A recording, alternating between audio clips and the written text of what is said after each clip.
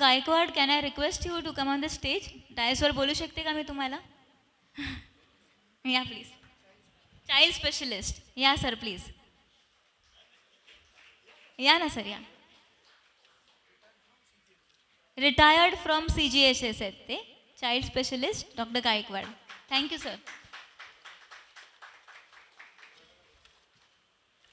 Some journeys begin with a personal experience but end up becoming a mission that touches many lives. The formation of the CBPWA is one such journey, seeded by compassion, built on collective strength, and nurtured by service. And the visionary behind this journey, the man whose personal challenges transformed into a larger cause for the benefit of hundreds of pensioners, is none other than our founder and secretary, Shri Kiran Kulkarni ji. Kulkarni sir, the stage is yours.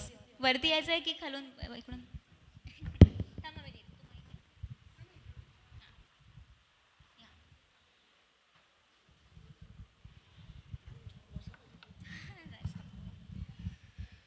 Hello, नमस्कार सगळ्यांना. मी फारसं बोलणार नाही, थोडंसं सांगेन आमचा 1 वर्षाचा थोडासा जो प्रवास झाला तो. कारण 1 वर्ष झालं, आज आमचं बाळ 1 वर्षाचं झालं. हे छोटंसं रोपटं लावलं होतं 7 जून 2024ला बरोबर ब्राह्मण शिक्षण मंडळामध्ये. त्यावेळेला फक्त 14 माणसं होती. 14 का 16 माणसं होती फक्त. होते बरेचसे, म्हणजे हजबंड अँड वाईफ, त्यातले प्रिन्सिपल कार्ड होल्डर्स जे होते, प्रिन्सिपल मेंबर्स, ते फक्त 14 जण होते त्यावेळेला. आम्हाला काहीच कल्पना नव्हती की इथपर्यंत आम्ही जाऊ न जाऊ.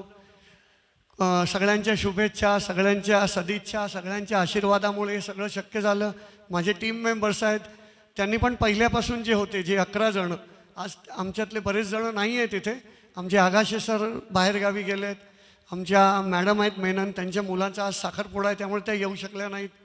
आमच्या दुसऱ्या श्रद्धा राठोड आहेत, त्यांना थोडंसं फिवरिश आहेत, त्यामुळे त्या येऊ शकल्या नाहीत. आणि आमच्या त्या माधुरी सारंगपाणी, ह्या सर्वांनी, सगळ्यांचा हातभार लागला आहे. कोणाचा वाटा सिंहाचा असू शकेल, कोणाचा खारीचा असू शकेल, पण सगळ्यांच्या सहकार्याशिवाय इथपर्यंत वर्ष गाठणं शक्य नाही. त्याचबरोबर आमचे मेंबर्स आहेत, त्यांनी प्रत्येकाने वेळोवेळी सहकार्य केलं. इवन मी फक्त सांगितलं तरी त्यांनी भरभरून डोनेशनही दिली आहे. कोणी सगळ्यात पहिल्या डोनेशनची आमची सुरुवात झाली आमच्या बारसकर मॅडमकडनं. 5,000चं डोनेशन पहिलं त्यांनी दिलं होतं आणि त्यानंतर डोनेशनचा आमचा ओघ सुरू झाला. तर तात्पर्य असं की 7 जूनला आमची असोसिएशन्सची स्थापना केली. इनामदार सर आणि मी होतो. आधी मी थोडंसं मागे जातो, I am not going to criticise anyone. आधी एक असोसिएशन होती इथे, CGHS काहीतरी ग्रुप असा होता, पण आम्ही त्यांना सांगत होतो की तुम्ही रजिस्ट्रेशन करा. रजिस्ट्रेशन करण्याने एक वेटेज येतं, पण ते ऐकत नव्हते. मग आम्ही त्यांनी कशा हिशोब वगैरे देणं किंवा जे काही कमिटी मेंबर्सचे जे डिस्कशन्स होतात त्याचे मिनिट्स ग्रुपवर टाका, लोकांना कळेल. कारण आपण लोकांच्या पैशातूनच सगळं काय करतो आहे, पण ते त्यालाही त्यांचा निगेटिव्हिटी होती. मग आम्ही ठरवलं की इथे राहून काही फायदा नाही आहे. पर्टिक्युलरली मी, मग त्याच दिवशी मी रात्री हा ग्रुप फॉर्म केला. त्यावेळेला त्याचं नाव वेगळं होतं. मग आम्ही जेव्हा रजिस्ट्रेशनला गेलो तेव्हा रजिस्ट्रेशननी सांगितलं की central government health scheme, Shivaji Maharaj, Mahatma Phule अशी नावं नाही मिळत. काही 2015ला काहीतरी त्यांचा GR आला आहे, तर नाही मिळत. मग म्हणून आम्ही हे नाव ठेवलं शेवटी. आणि तसं जे रजिस्ट्रेशन मिळायला, आज तुम्हाला माहिती आहे की सरकार दरबारी आपण गेलो तर जवळजवळ 3 ते 4 महिने लागतात. पण ते रजिस्ट्रेशन आम्हाला 7 जून नंतर केवळ 22 दिवसात रजिस्ट्रेशन मिळालं. ह्या केवळ सदिच्छा आहेत, शुभाशीर्वाद आहेत सगळ्यांचे, म्हणून हे होऊ शकलं. त्या जो रजिस्ट्रेशन करून देणारा माणूस होता, आमचे शेवडे साहेब येते, पहिली मीटिंग होती त्यावेळेला ते म्हणले की ती फार कमी पैशात तो अंडर द टेबल, आता प्रत्येक ठिकाणी ते चालतं, आम्ही लोक एवढं दरवेळी जाणारे नाहीत, तर त्यांनी काही घेतले, पण ती अमाऊंट निग्लिजिबल होती. त्यांनी सांगितलं की एवढ्या कमी अमाऊंटमध्ये होणार नाही कुलकर्णी, तुम्ही पुढे जा म्हणून. मग आम्ही सगळे पुढे गेलो. असं आमचं हळूहळू एक दिवस असा होता की धो पाऊस होता. मी, इनामदार साहेब, आमचा मिलिंद राईलकर, आम्ही स्टॅम्प आणायला गेलो होतो. खूप पाऊस होता प्रचंड, आणि त्याच्यातून जवळजवळ गुडघाभर पाणी. आणि माझा प्रॉब्लेम असा होता, मला व्हेरिकोज वेनमुळे स्टॉकिंग्स घालाव्या लागतात. तर फक्त ते माझी काळजी घेत होते. मला एका ठिकाणी उभं केलं होतं, तेच जाऊन पावसातून सगळं आणत होते. म्हणजे असे सगळे सहकारी लाभणं, हे सगळे 11 जणं मिळणं त्या वेळेला, हा खरोखर एक कोणाची तरी कुठून तरी कुठची तरी पूर्वपुण्याई असू शकते ते. माझ्याकडे माझा असा किस्सा झाला होता की मला जेव्हा त्रास झाला होता व्हेरिकोसचा, आणि जे आत्ता त्यांनी सांगितलं इंटरव्हेन्शनल रेडिओलॉजी ही सी जी एच एसच्या अंडर येत नाही, त्यामुळे माझा असा प्रॉब्लेम झाला. मी स्वतः सी जी एच एसमध्ये होतो, सगळे ओळखीचे, पण त्या डॉक्टरांनी मला असं गोल गोल फिरवलं की शेवटी मला कंटाळून बांद्र्याला जाऊन होली फॅमिलीमध्ये ते माझी ट्रीटमेंट घ्यावी लागली.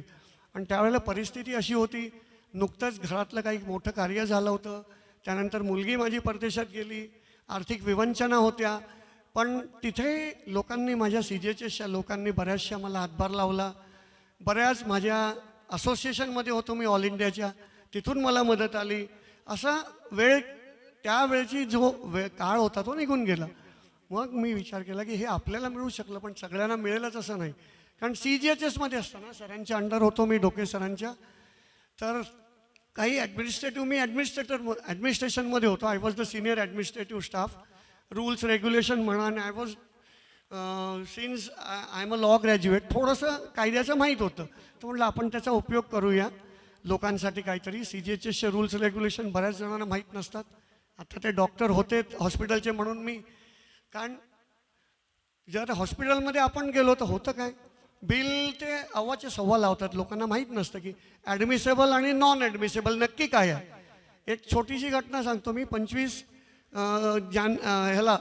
क्रिसमसला 25 डिसेंबरला मी फोर्टिस हॉस्पिटलमधला फोन आला मला काकूंचा एका.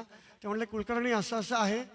तर त्यांचं म्हणे माझ्या मिस्टरांचं बिल, माझा मुलगा बँगलोरला आहे, तो उद्या येईल, तर एवढं बिल झालं आहे, तर आम्ही आता नाही भरू शकत. ऑलरेडी मी 4,20,000 काहीतरी नॉन ॲडमिसेबल म्हणून घेतलेत. तर म्हणलं अहो काकू असं का केलं तुम्ही, मला सांगायचं. मी लगेच गेलो. त्यावेळेला बरोबर काहीतरी 12:30 वगैरे वाजले होते. हॉस्पिटल ऑथॉरिटीशी माझं बोलणं झालं. म्हणलं हा कसला तुमचा डिफरन्स आहे, आणि त्याच्यामध्ये जे नॉन ॲडमिसेबल नाही तेच त्यांनी आपलं ॲडमिसेबल आहे ते नॉन ॲडमिसेबल म्हणून दिलेलं. तर तात्पर्य काय, लोकांना बरंचसं, आणि सी जी एच एसकडून एवढी मदत होते, पण ते लोकांना त्याचं ज्ञान नसतं, त्यांना माहीत नसतं ते. Because people are really oblivious of what C G H S and what C G H S is giving. C G H एसमुळे खरोखर खूप फायदा आहे, पण ते त्यांना माहीत नव्हतं. मग मी त्यांच्याशी बोललो, ऑथॉरिटीशी बोललो, हे चुकीचं आहे तुमचं. लिटरली 60,000चा डिफरन्स 17,000वर आला तो. त्याच्यासाठी मला 2.5 तास माझे घालवायला लागले. तर असं होतं तिथे. म्हणजे असं हॉस्पिटलला होऊ शकतं. हे जस्ट तुम्हाला नमुने दाखल सांगितलं, असे 3-4 हॉस्पिटलमध्ये झालं आहे असं. म्हणजे तात्पर्य काय, ही असोसिएशन नसते. आपल्याकडे आज रजिस्ट्रेशन आहे. आमच्या ॲडिशनल डायरेक्टर आपला 8 मार्चला कार्यक्रम झाला महिला दिन, त्या दिवशी त्या आल्या होत्या. त्यांनी म्हणजे पहिल्यांदा सिटिंग ॲडिशनल डायरेक्टर आले. आत्ताही त्यांनी संदेश पाठवला आहे. त्या म्हणल्या मी येऊ शकत नाही. त्यांनी एक मेसेज पाठवला आहे, मी तुम्हाला वाचून दाखवत होतो. म्हणजे हे जर रजिस्टर नसतं, आत्ता सरांनी सांगितलं, योगेश सरांनी, की रोबोटिक सर्जरी येत नाही, तर आमच्या हातात लेटर हेड नाही, अशातला भाग नाही. पण काही गोष्टी आमचा एक नंबर यायचा आहे, एक जो मेन नंबर असतो रजिस्ट्रेशनचा, चॅरिटी कमिशनरचा, तो नंबर अजून आला नाही. आमची लोक सारखं तिथे जात आहेत, प्रयत्न करत आहेत, फॉलोअप घेत आहेत, पण ते सरकार दरबारचं काम आहे, आपल्याला माहिती आहे. तर आपण लेट्स होप की ह्या 1-2 आठवड्यामध्ये तो येऊन जाईल, आणि ते लेटर हेड आम्हाला मग ते बदलावं लागेल. आत्ता जे आहे ते, आणि तो नंबर आहे, तो नंबर घालावा लागेल आम्हाला. तसंच आमचे डोके सर आहेत, ते चीफ ॲडवायझर आहेत, त्यांचं नावही त्या लेटर हेडमध्ये नाही आहे, तेही त्यावेळेला घालता येईल. म्हणजे एकदाच तो सगळा बदल करता येईल. ते लेटर हेड बदलेल, आपली रिसीट बदलेल, आमचं वाउचर पॅड बदलेल, सारं काही बदलेल त्याच्यात, आणि मग आम्ही प्रॉपरली पत्रव्यवहार करू शकतो. पत्रव्यवहार करणं काही कठीण नाही आहे, ड्राफ्टिंग करणंही काही कठीण नाही आहे. सरांना माहिती आहे, ड्राफ्टिंग मी ऑफिसमध्ये असतानाही बरंच व्हायचं, ॲडमिनिस्ट्रेशनमध्ये असल्यामुळे.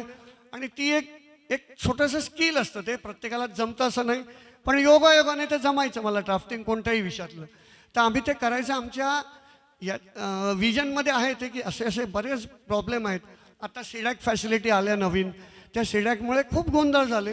लोकांना वेळेवर औषधं नाही मिळायची. तिथे गेलं की काय व्हायचं, लोकांना वाटायचं की आम्ही डिस्पेन्सरीत आलो आणि डिस्पेन्सरी बंद झाले. असं नसायचं ते. त्याच्यामध्ये काय ते नवीन प्रणाली आले, ते एक नवीन व्हर्जन आहे, ते ॲडॅप्शन व्हायला त्याला वेळ लागायची. मग सरसकट सी जी एच एसच असं आहे, आणि सी जी एच एस असं लोकांचं, आता त्यांच्या दृष्टीने त्यांचं बरोबर होतं, पण तिथे जे आमचे डॉक्टर्स असतात, आमचा स्टाफ असतो, ते तुम्हाला मदत करण्यासाठीच असतात तिथे. त्यांना असं नाही की आपल्याला हे घ्या आणि निघून जा. आपण म्युन्सिपाल्टीत जातो, जिल्हा रुग्णालयात जातो, खरोखर काय किती किती अवस्था असते, किती अवस्था असते आपल्याला माहिती आहे. त्या मानाने असं नाही म्हणत CGHSनी तसं असूच नाही, पण खूप CGHSची लोक आमची मदत करतात. त्यामुळे थोडंसं मला विनंती आहे सगळ्यांना की आपला जो दृष्टिकोन आहे थोडासा सकारात्मक असावा. सकारात्मक दृष्टिकोन, काही गोष्टी आपल्या हातात नसतात. कधी कधी आपण जातो त्याच वेळेला सर्व्हर डाऊन झाला तर काही जणांनी मला सांगितलं की सर्व्हर डाऊन झालं तर आम्हाला आधी मेसेज करायला हवा. त्यांच्या दृष्टीने ते योग्यही आहे, पण कसं आहे सर्व्हर डाऊन झाला की तो सर्व्हर 5 मिनिटातही रिपेअर होऊ शकतो आणि मग जे आहेत त्यांचा खोळंबा होईल ना. त्यामुळे प्रत्येक गोष्ट कशी असते, प्रत्येक गोष्ट प्रत्येकाच्या हातात असेलच असं नाही. तर असं आमचा सांगण्याचं तात्पर्य काय, ओघाने आलं म्हणून मी हे CGHSबद्दल सांगितलं. मग आमचं रजिस्ट्रेशन झालं 29 सप्टेंबरला, मला वाटतं आमची पहिली जनरल बॉडी झाली. 27 जूनला आमचं रजिस्ट्रेशन झालं. 24/9ला आमची पहिली जनरल बॉडी झाली. आम्ही लोकांना प्रॉमिस केलं होतं की रजिस्ट्रेशन झाल्यावर 3 महिन्यात आम्ही तुम्हाला सगळा हिशोब देऊ. त्यामुळे सगळा हिशोब दिला आम्ही, त्यावेळेला तिथेच दिला लोकांना. आमच्या कॅशियर मॅडम आहेत, साने मॅडम, उत्कृष्ट पद्धतीने त्या हिशोब ठेवतात. अगदी म्हणजे काय रामशास्त्री बाण्याप्रमाणे आहे ते सगळं. हा म्हणजे असंच मिळणार आणि अगदी चोख हिशोब ठेवला जातो, काही त्याच्यामध्ये प्रॉब्लेम नसतो. आत्ता आम्ही ऑडिटरकडे गेलो होतो, त्याही म्हटलं इतकं छान हो, आमच्याकडे एक येतं, काहीच नसतं त्याच्यामध्ये, सगळं काही आम्हाला करावं लागतं. तात्पर्य काय की असे सहकारी वेळेवर मिळणं. शेवटी काय असतं, प्रत्येकाला आपापल्या घरातली कामं असतात, त्यांची नात आहे, आणखी कोणी घरात असतं, पण ते हे सगळे सहकारी त्या वेळेतून वेळ काढून प्रत्येक मिटिंगला सगळे हजर असतात. 11 मधले एखाद दुसरा माणूस नसतो. Almost in all the meetings out of 11 10 members आहेत. प्रत्येक जण असतो आणि कधीही आमच्या मिटिंगला आम्ही या असोसिएशनचा पैसा अजिबात घेत नाही. आम्ही कॉन्ट्रीब्यूट करतो.